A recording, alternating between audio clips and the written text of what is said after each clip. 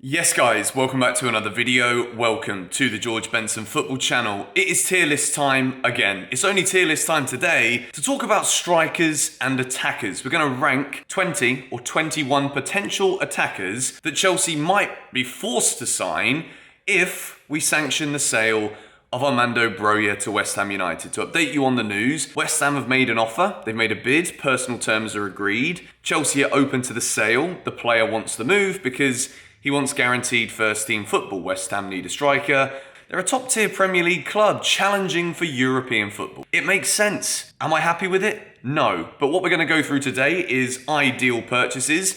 Exciting, but there's just something there that doesn't fill me with the most confidence. A gamble, unattainable, and stay away. Those are the 5 tiers. We've got 20, 21 players, I think, to go through here. From strikers, number 9s, to wingers who could be used as false 9s, or are we just adding another attacking option to an already stacked attack? We can discuss. I've got some existing Chelsea players in there too. If you do like the tier list though, be sure to hit the like button. Let's go for 3,000 likes on this one. I know you guys can do it. Subscribe to GBFC if you are new. There's still about 35% of you that are not subscribed to the channel, and we're trying to grow this as big as we possibly can. Whether that is just for my ego or not remains to be seen, but still, subscribe if you haven't already. We begin by discussing TIMO Werner. Now, the interesting one about TIMO Werner, we bought this guy thinking that he was going to be the answer to our problems. After an incredible goal-scoring record in the Bundesliga, TIMO Werner comes to Chelsea, and it would be fair, I think, to say that he's been underwhelming in comparison to what we believed we were going to buy. Does Timo Werner work hard? Absolutely yes. Can Timo Werner finish? Yes. Have we seen it at Chelsea? Not really. It's as if what we saw from the way he finished in the Bundesliga for RB Leipzig compared to the way he finishes now, it's as if he almost sometimes forgot what he knows he can do. And I think confidence plays a massive part in that. There's also a lot of bad luck associated with Timo Werner. But if Chelsea are to look at the fact we've bought in Raheem Sterling, Timo Werner often operates from the left wing in a Chelsea shirt. Thomas Tuchel might be looking at things and thinking, well, if we end up getting priced out on certain defenders, which is the priority, Tuchel said it himself, then if we can't afford to replace Armando Broja with another striker or attacker, then we might just have to look at Timo Werner again as that natural backup for Kai Havertz through the middle. Do I think that we can rely on Werner? Not from what I've seen so far, to be that goal scorer. So for that reason, I'm going to put Timo Werner in the a gamble category. I think it's exciting because we know he can be so good, and I don't think there's ever been a Chelsea player I've wanted to succeed as much as I want Werner to succeed. But for this point now, he goes in to tier number 3. Now we move into another player who I looked at a lot last season for a struggling Watford team, Emmanuel Dennis, the Nigerian forward. I was excited when I watched this guy play. I'm considering putting him in category number 2. He was very good for Watford last year, probably one of their best attacking players. Ismaila Sarr as well, another exciting Watford player, but I think that ship's kind of sailed now. Emmanuel Dennis is an interesting one. He's kind of got the grit that I would want from a Chelsea forward, something that we saw with Drogba, something we saw with Diego Costa. Yes, he was relegated last year, so to ever say that a player who was relegated to the Championship can then come into Chelsea and hopefully win us a bundle of trophies would be very bold, to say the least. But I'm going to put Dennis in tier number 3. Let me know your thoughts on all of these players, by the way, down in the comments. The next player we move into is, of course, former Chelsea boy. You could say he's on a bit of a loan to Roma, or is that a bit disrespectful to Jose Mourinho's Italian outfit? Tammy Abraham. We've got a buyback clause for Tammy that we cannot activate until next year. So for that reason, I put him in tier number 5, stay away. Because if Chelsea were to be desperate right now and go for a striker, we could look at Tammy and think, you know what, after what we saw last season, this could just work for us. European champion at the club, didn't even make the bench in an FA Cup final, which has always left a sour taste in my mouth. But do I believe the Tammy Abraham Chelsea FC story is over? Absolutely not. But because next year, if he has another great season, we've got that buyback clause, which would be, if he succeeds again at Roma this year the way he did last season and continues to develop, 60 odd million or 67 million, whatever it is, will seem like a bargain. But for this year, we got to stay away. And we're talking about strikers to sign now. Moving then into striker number 4, Harry Kane. If Tottenham didn't get top 4, I would seriously think that we would be hearing a lot more about Harry Kane. I need to turn the air conditioning on. It's hot in Bali every flipping day of the year. And I know it's hot where you guys probably are right now, if you're from the UK at least, but I need to get the AC on. Harry Kane, it's unattainable now because Antonio Conte, I think if ever there was a time where Harry Kane was to say, look, I'm absolutely happy to not have my head turned by other offers, but this season, if we win nothing and do not get top 4, Harry Kane is gone. He will not play for Spurs again after this season if there's no trophies and no top 4. But Antonio Conte's building something at Spurs, and I'd be lying if I told you that I wasn't worried about what it is that he's building. Harry Kane this summer is unattainable. It would be amazing, especially to steal him from Spurs, but he's not coming to Chelsea. Moving then into Dries Mertens, a player who Chelsea have been linked with in the past, I do believe. This summer, this guy is a free agent.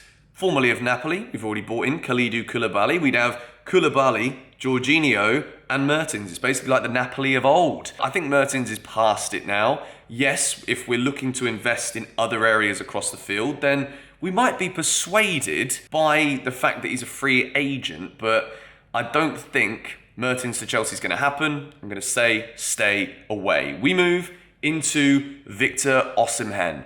This guy, as much as I don't think this one is possible, this guy is a proper striker. And the one thing I love about this guy, having watched him quite a lot at Napoli because I'm fascinated by his personality, and I often do that with players in other leagues. If I like the player for their personality, then I'll watch more of their football. That's kind of the way it's gone. But what I do love about this guy is that not only is he 23 years old, yes, he's going to cost a hell of a lot of money. If Chelsea were to buy him from Napoli, especially after we've just gone and spent 34 million on Koulibaly, they're going to be losing top players and they want to compete for Serie A. If Chelsea were to go anywhere near this guy, we're talking around 90 million euros, which is a hell of a lot of money, but we only did that a year ago with a man who's now back on loan to Italy. But what I do like about him is the fact that he's involved with so many different dynamic areas of the play. He isn't just a target man. He scores headers, he scores with his right, scores with his left, but he gets involved. And I think this Chelsea team desperately need that. Last season, the reason Lukaku's form dipped so much is because there wasn't enough creativity, but then to counteract that, Lukaku didn't get involved as much as he needed to and he should have done. Victor Osimhen absolutely does that. And I think, in terms of all of the strikers available out there now that Lewandowski is gone, I think he's the best one that Chelsea could possibly get. So he goes into tier number 1. We move into Taiwo Awoniyi. I've absolutely butchered that name. Yes, I know, but I watched a video on YouTube about this guy. I'm not going to even try and pretend that I watch Union Berlin every single week, but 15 goals last year in the Bundesliga. Don't know about you lot, a lot of people are excited by this guy. I put a couple of tweets out. A few of you guys were recommending this bloke, and then I remember I saw that video. I saw that YouTube video about this geezer. And he scores a lot of goals, but again, Bundesliga. It is a massive gamble with players in the Bundesliga. So he goes into tier number 3. This one has got like a TIMO Werner kind of player written all over it. So if TIMO Werner's tier 3, a player who scores 15 goals in the Bundesliga has to go into tier number 3 too. The only positive behind this one is that Armando Broja, yes, we're not losing Broja if he does go. He still might not leave, by the way. So this is still hypothetical at the point of me recording this video earlier today, your time. It is still not exactly the top level striker that we're losing. It's more the potential here. But in terms of Chelsea through the middle, we're looking at the moment at just getting numbers in there so that we don't have to rely on a winger always being used as a false 9. He goes into tier number 3. Moving again into Andrea Belotti, a player who I've signed for Chelsea on Football Manager on many different saves over many different generations of the game. He's now a free agent. We've been linked with this guy many times before. From Torino, yes, he's a bit of a target man. Yes, he naturally does play through the middle, but there are some players who just get this little inclination that the ship may have sailed. And I think if Chelsea were going to have this guy, it would have been 2 or 3 years ago. Now, I'm going to say stay away. Moving into a very exciting player indeed. He is supposedly Portugal's next coming of Cristiano Ronaldo. It's RAFAEL LEÁO. He is a very good player, but again, we are talking astronomical prices with this guy. I'm putting him into tier number 2. Chelsea in the last week or 10 days have been linked with the player, but similar to Victor Osimhen, I'm looking at these players who you know are going to be incredibly expensive. And not only am I looking at the excitement levels of what these strikers could bring, I'm looking at the actual potential that something could happen here. And I put him into tier number 2 because I think Victor Osimhen is a bit more of a natural Chelsea striker fit than Raphael LEÁO. So I want to differentiate those two strikers. Please let me know if you disagree in the comments down below. Very exciting player. Again, I think you're not only spending a lot of money on a good player right now, but the potential of this guy is a little bit outrageous. I do think he could become one of Europe's top strikers. Now we move into the interesting one that we've spoken about, Cristiano Ronaldo. With Cristiano Ronaldo, you're not just buying the greatest goal scorer to ever walk the face of planet Earth. We know that. We've used that to rationalise why it could be a good idea. However, there are many opinions that the man is washed up. Yes, he wants Champions League football, but is the personality of Cristiano Ronaldo potentially a little bit too big for the happy atmosphere dressing room that Thomas Tuchel seems to have built at Chelsea since he arrived? Tuchel's also come out and said that he doesn't want Ronaldo. So to U-turn on that now, for a player like Ronaldo, it's going to hurt the ego. Like, you didn't want me a week ago, but now you sell Armando Broja, and all of a sudden you want Cristiano again. I'm speaking as Cristiano here. It doesn't sound like that at all, but I think it's a gamble. You don't know if it's going to work. You don't know if it's going to click, and you also don't know if he doesn't perform and you've got Kai Havertz breathing down his neck, Tuchel will drop him. And then Ronaldo disrupts the dressing room. Massive gamble, but it's Ronaldo. We move into Neymar. Again, Chelsea and Neymar, the talks have kind of cooled off a little bit recently, but to differentiate Neymar and Ronaldo, I would say that Neymar goes into category tier number 2. He is a bit younger. He's not quite 37 years old, so there is still a few years there at the top. There is the same element of personality, big name, one of the elite names in football. So it's a gamble in terms of how we manage the player. If he's underperforming, does he expect to keep playing every week? Probably yes. Will he do that under Thomas Tuchel? Probably not. So it's a gamble, but I do think compared to the fact that Tuchel specifically said he doesn't want Ronaldo, I've got to put Neymar slightly above him. And I won't lie, as much as it might not work, and Neymar is naturally a wide player. Remember, these aren't all strikers here. These are forward players. But the way that Chelsea play, I do think that we could end up seeing, if we go for a winger as opposed to a striker, Sterling will probably be used a little bit more in the central areas. So bringing in another left winger, Pulisic doesn't perform, Hudson-Odoi, Werner, Ziyech, which is looking likely, then it could also be a winger that Chelsea are looking at. We were looking at Raphinha, winger. Sterling, winger. So who's to say that we're going to go for an out-and-out striker? Neymar, could we use him as a false 9 too? It's exciting, but tier number 2. Now we move into another guy who I spoke about a few weeks ago here on the channel. A lot of people said he's not at Chelsea level, he's not the same. Alan Saint-Maximin from Newcastle. I think for me this one makes sense for Chelsea because for me at least, because I miss that explosive, exciting, creative player. Someone who's got a bag of tricks, someone who knows how to take players on, someone who's direct, and somebody who inevitably would absolutely improve his output levels if he was playing in a better team. The thing is, Newcastle look at this guy as the talisman. You look at how Newcastle are currently conducting business despite all of the money that they have, and it does make you realise that, you know what? Alan Saint-Maximin is a key member of this Newcastle rebuild with all of that cash. So would they be willing to let him go to a Premier League club who they plan on competing with? I don't think this one could happen, but I do get excited by this player. He's one of the most exciting players to watch in the Premier League. He's done it in the Premier League. Yes, the stats aren't mind-blowing, but the way he plays gets you off your seat. And for that reason, I put him into number 2. We move into another geezer who's already at the club, Michy Batshuayi. Yes, if you didn't know, I know I've said this a million times, but the bat on my wrist has got nothing to do with Marvel movies. It is to do with Batshuayi's goal in Madrid and the statement I made just before we won the game, that if he scores the winner, I will absolutely go down the King's Road and get a tattoo. The video's on my old YouTube channel if you want to see me get the tattoo. Michy Batshuayi, I think the ship has sailed. As much as I love the guy, he's got one of the most infectious footballing personalities there is. He's fun and he can finish. And we've seen him finish in recent years. at Chelsea, but I will say, stay away from Michy. I think there's a reason why he's been going on loans. There's also a reason why he's been going on loans to places like Besiktas. No disrespect whatsoever intended, but I think the ship has sailed. We now move into talking about another striker who has a history with Chelsea Football Club, but not a favourable history. Luis Suarez. He's a free agent, I believe, right now. Or maybe he's not extended his contract. Luis Suarez, he's old.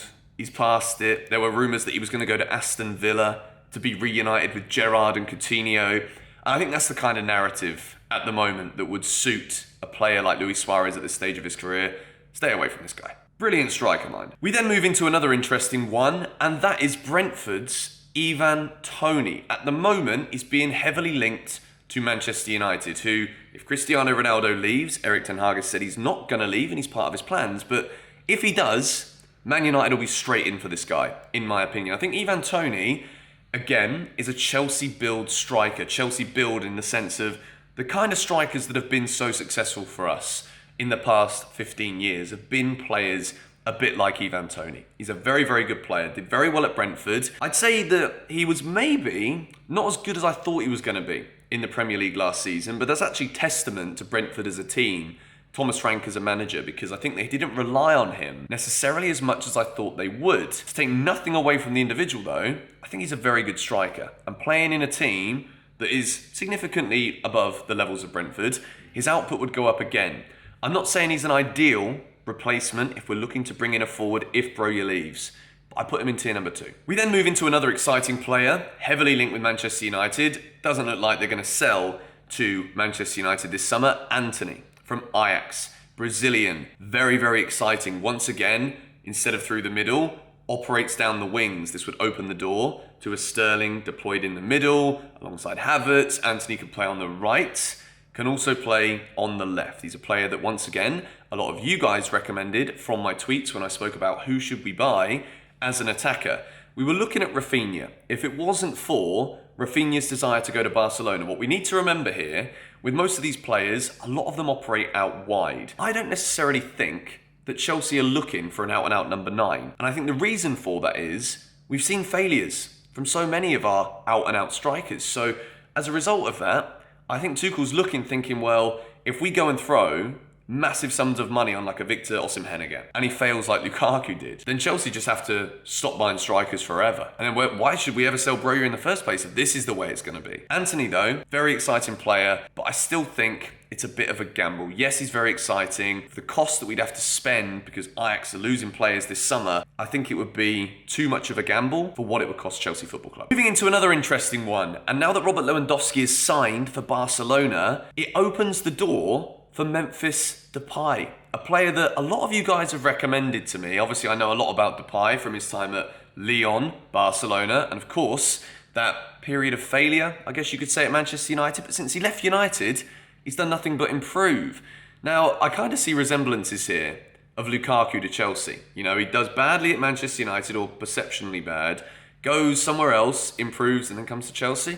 I don't know why, but I'm just scarred by this whole Lukaku thing, to be honest. But the reason that Depay is an exciting one is because I think between him and Raheem Sterling, that kind of creative melting pot just fills me with a lot of optimistic excitement. And the fact that Barcelona are willing to let this guy go at a cutthroat price, he's not exactly the oldest. He's still got a few more years right at the top.